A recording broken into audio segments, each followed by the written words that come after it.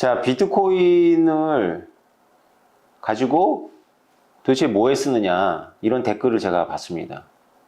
그래, 좋은 건 알겠는데 도대체 뭐에 쓸모가 있냐?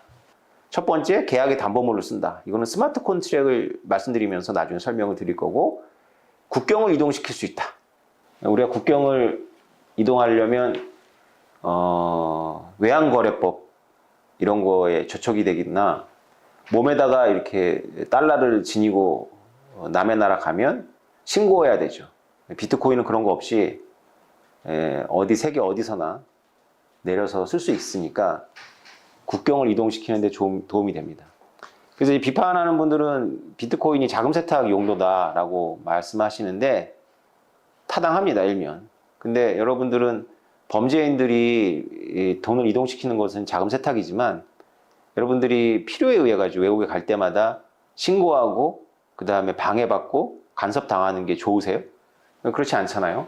근데 진짜 부호들 입장에서 생각해 보자고요. 진짜 부호들, 돈이 막 여러 나라에 100억씩 1000억씩 있는 사람들 입장에서 생각해 보면, 그들이 비트코인을 쓸 수 있기 때문에 비트코인은 안 없어지겠죠. 비트코인이 없어지더라도 비트코인 같은 그 무엇이 필요하겠죠. 금을 가지고 이동하려면 머리를 많이 써야 되겠죠. 안 걸리려고. 그런 거 많이 나오잖아, 영화나 이런 거에. 근데 비트코인은 그런 머리를 쓸 필요가 없죠. 그러면 범죄인들이 막 쓰겠네요. 네, 그거는 이제 다음에 도덕적으로 어떻게 비트코인을 볼 것이냐라는 문제에서 다루기로 하고, 지금 이 문제에 지금 초점을 맞춰보자고. 비트코인을 뭐에 쓰느냐? 비트코인은 인플레이션 해지용으로 쓸 수 있죠. 인플레이션 해지라는 것은 이제 국가가 돈을 남발하니까 그 자신이 가지고 있는 돈의 가치가 계속 떨어지니까 뭔가 방법을 찾아야 되잖아요. 그래서 인플레이션 해지를 우리나라 사람들이 제일 많이 했던 게 뭘까요? 부동산이죠. 그래서 만약에 우리가 1970년대로 돌아가서 한 사람은 자신의 소득을 부동산에 넣고 한 사람은 자신의 소득을 정기적금에 넣었다고 생각해 보자고요. 1970년대. 그래서 30년 동안 부었다고 생각해 보자고요. 뭐 40년 동안. 그 둘의 운명은 완전히 다르죠. 그 두 가구는 완전히 다른 경로를 가게 됩니다. 사람들이 이제 알죠. 야, 이 저축하는 것은 바보구나. 뭐 바보라는 말이 좀 그렇다면 저축은 이타적인 행위죠. 나라를 위해서 하는 거예요. 기업들이 저렴한 금융을 가지고 투자할 수 있도록 하는데 도움이 되는 거고, 나를 위한 건 아니죠. 물론 이제 우리나라는 냉소적으로 볼 게 아닌 게, 그렇게 해가지고 기업들이 성장을 했고, 그 기업들이 지금 세계적인 기업이 돼서 그렇게 저축하신 분들의 자녀분들을 고용하고, 그래서 이렇게 기업과 함께, 세계적인 기업과 함께 대한민국이 세계적인 국가로 비상하는 데 도움이 됐으니까 그게 멍청한 일이었다라고 생각하진 않아요. 그런데 이런 표현을 하고 싶네요. 순진한 시대는 끝났다. 왜냐하면 대한민국에서 사례를 봤거든요. 누가? 중국과 인도와 베트남 사람들이 봤어요.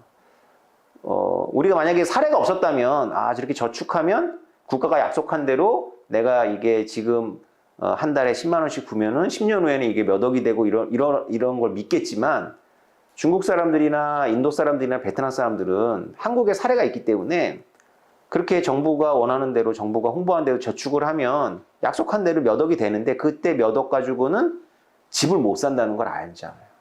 그죠? 그것을 우리가 뼈저리게 경험했지 않습니까? 사람들이 똑똑하기 때문에 두 번 속진 않죠. 두 번 속을 수 있죠. 그러나 또 세 번 속진 않잖아요. 그래서 경제학자들이 비트코인이 인플레이션 해지라는 말을 들으면 막 경기를 일으키고, 비트코인이 어떻게 인플레이션 해지냐라고 말을 하지만, 그러면 저축을 하면 됩니까? 라고 물어보면, 제가 생각하기에 양심 있는 경제학자들 중에 그 누구도 당신이 저축하면 그 저축한 것만큼 정당한 대가를 30년 이후에 거둘 수 있을 것이다 라고 말할 수 있는 경제학자는 제가 보기에는 떠오르지 않네요. 한 명도 없을 것 같아요.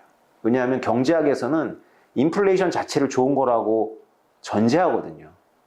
경제학자들이 말하는 이상적인 화폐는 시간이 지나면 가치가 떨어지는 화폐일 거예요. 그걸 가지고 일반 대중들을 보고 그 화폐를 믿고 그 화폐로 저축을 하라고 하는 거니까, 경제학자들 그 가족들도 안 할 일을 일반인들한테 지금 시키고 있는 건지도 모르죠. 우리가 뭐 이번 정부의 여러 고위 관료들의 행위를 봐서 알겠지만 얼마나 부동산을 좋아합니까? 부동산 투기를 잡겠다고 하는 사람들이 부동산을 얼마나 개인적으로 좋아하는지 우리가 다 봤잖아요. 그래서 우리가 이 비트코인 현상 하나를 놓고 보면서도 인간의 도덕성과 인간의 양면성, 그 다음에 남들한테는 이렇게 공공성을 얘기하고 본인들은 자신의 사익을 추구하는 게 얼마나 이게 뿌리가 깊은지를 비트코인 하나를 가지고도 생각해 볼 수가 있습니다. 화폐로, 법정화폐로 저축을 해서 30년 후에 찾는 돈의 가치를 생각해 봤을 때 인플레이션 해지를 부동산이나 금이나 이런 걸로 해야 되는데 머리 아프잖아요. 그리고 정보가 많아야 되잖아요. 근데 비트코인은 그 면에서 굉장히 단순하거든요. 그냥 사 놓으면 30년 후에는 지금보다 훨씬 더 올라가 있을 거고 아무리 100번 양보해도 저축보다는 나을 거다. 라는 거죠. 네 번째, 이거는 이제 요새 문제가 되고 있는 전기 사용인데요. 이렇게 주장하는 사람은 아무도 없어요. 지금 오태민만 이렇게 주장하는데 비트코인은 전기를 금융화합니다. 이거는 사토시 나카모토가 애초에 의도했던 바는 아니에요. 여러분들이 저하고 비트코인을 공부하다 보면 채굴에 대해서 깊이 공부를 해야 되는데 이 비트코인의 채굴에는 많은 인문학적인 그런 원리들이 숨어져 있어요. 그런데 본의 아니게 전기를 금융화할 거예요, 비트코인이. 이 전기를 금융화한다는 말이 뭐냐면은 발전소들이 전기를 버리는 건 알고 계시죠? 전기를 왜 버리냐? 전기라는 게 만들어 놓고 저장을 해놨다가 필요할 때 쓸 수 있는 거면 좋은데 이게 효율이 엄청 떨어져요. 그리고 그 축전지 기술에 들어가는 모든 그 재료가 그게 히토류예요. 환경을 엄청 파괴시킵니다. 배터리 만들고 이러는 게. 앨런 머스크는 탄소 보조금 엄청 받아가면서 앨런 머스크는 축전지 기술이 뭐 엄청나게 대단한 것처럼 자랑을 하지만 사실 한계가 있어요. 그래서 전기는 음식처럼 그릇에 담아서 냉장고에 넣어놨다가 필요할 때 꺼내 먹을 수 있는 것이 아니다. 그냥 그때 필요할 때마다 생산을 해내야 된다라고 생각하시면 되는데 발전소들은 예열을 하잖아요. 발전소의 기본적인 원리는 물을 끓여서 그 물로 터빈을 돌리는 거거든요. 그래서 그 터빈이 돌아가면서 자석이 돌아가면서 전기를 만들잖아요. 기본적으로 다 물을 끓여요. 그러니까 원자력으로 끓이느냐, 뭐 석탄으로 끓이느냐, 뭐 석유로 끓이느냐, 가스로 끓이느냐, 아니면은 수력발전소는 물을 안 끓이네요. 그죠? 수력발전소는 그냥 그 내려오는 그 힘으로다가 터빈을 돌리는군요. 태양열은 이제 물을 끓이죠.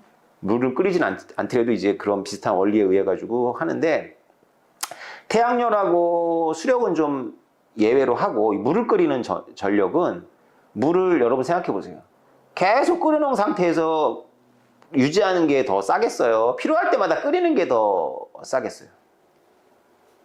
끓여놓은 거 유지하는 게 더 쌀 거 아니에요? 그래서 웬만하면 보일러를 시키질 않아요. 그냥 계속 끓여야 되거든요. 근데 전기라는 게 안 쓸 때도 있으니까 한번 식혔다가 다시 끓이고 그 온도를 올리려면 굉장히 에너지를 많이 소모하게 되겠죠. 그래서 기본적으로 버리는 전기가 있어요. 그거 굉장히 많습니다. 원자력 같은 경우에는 실제로 사용하는 전기보다 버리는 전기가 훨씬 더 많아요. 그래서 제가 이 비트코인 공부하면서 논문을 찾아보니까 프랑스에는 원자력 비중이 큰데 70%인가로 알고 있는데 남는 전기를 어떻게 버릴 것이냐에 대한 논문도 있더라고요.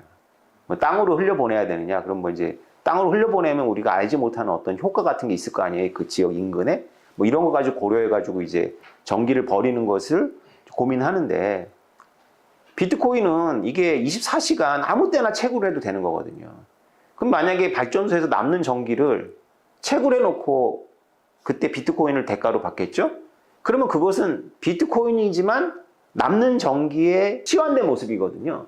근데 남는 전기의 변화된 모습인데 이거 자체는 전기가 아니지만 금융적으로 보면 이게 가치를 갖고 시장 가격이 있으니까 이게 내 남는 전기의 저장 방식인 거예요. 그러면 그거 어떻게 다시 전기로 다시 치환하느냐? 이게 금융에서는 가능해요. 왜냐하면 전기가 막 피크 타임 때 막 엄청나게 필요한 그런 발전소에서 축적했던 비트코인을 팔아서 전기를 사는 거죠. 전기를 어떻게 사느냐? 여러 방법이 있어요. 남는 잉여 전기를 산다는 개념도 있지만 전기를 안 쓰는 거에 대해서 보상해 줄 수도 있잖아요. 피크 타임 때. 당신은 전기를 쓰지 않는 거에 대해서 우리가 보상해 줄게요.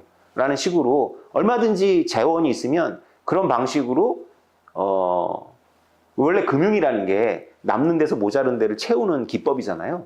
이것을 이타적으로 하는 것이 아니라 각각의 주체들이 이기적인 욕망에 의해 가지고 남는 데서 부족한 데를 채우는 것이 바로 금융인데, 이거 시간과 거리에 의해 가지고 비슷한 거죠. 전기가 남을 때 축적해 놓은 비트코인으로 전기가 부족할 때 그것을 전기로 치환할 수도 있고, 또 전기가 아니라 다른 보상으로 치환할 수도 있고, 앞으로 이 비트코인이 발전 산업에 이 전기를 금융화하는 바로 그 도구가 된다라는 것은 각광을 받기 시작할 겁니다. 지금은 뭐 오태민만 떠든 수준인데, 요새 이 시대에 비트코인이 막 전기를 쓴다, 앨런 머스크가 전기 때문에 비트코인을 쓸 수가 없다, 뭐 이런 거잖아요. 뭐 환경 오염 때문에.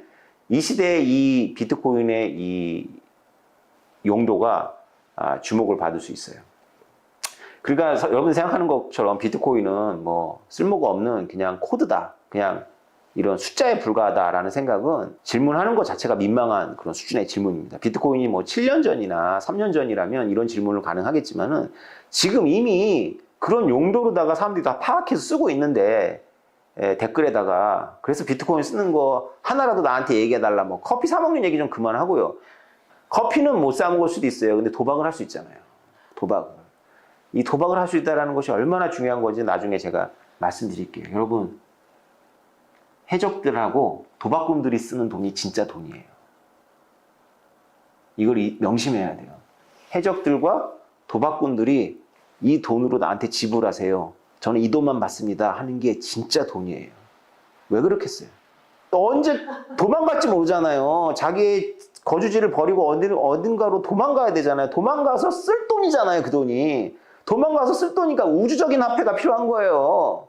그래서 도박꾼들하고 해적들이 원하는 돈이 바로 진짜 돈이에요. 뭐 계속 머릿속에 달러니 금이니 다 잊어버리고 그렇게 질문을 바꿔보세요. 도박꾼들하고 해적들, 인신매매범들이 원하는 돈이 무엇일까? 비트코인이 굉장히 유력하죠. 그러니까 비트코인을 그런 잡놈들의 돈이라고 생각하면 굉장히 나쁜 걸로 보이는데, 야, 해적들이 좋아하는 돈이야. 이거 도박꾼들이 좋아하는 돈이야. 이거 인신매매범들이 요구하는 돈이야. 세계 어디에서나 요구하는 돈이야라고 생각하면 여러분들의 관점이 좀 바뀔 수 있을까요? 그러니까 제발 비트코인 뭐에 쓰는가, 이 질문이 필요한 질문이기는 한데 앞으로는 안 하는 게 좋겠다. 왜냐하면 내가 너무 무식하다는 티를 너무 공개적으로 기록에 남기는 거다. 이런 차원에서 말씀드렸습니다. 네, 감사합니다.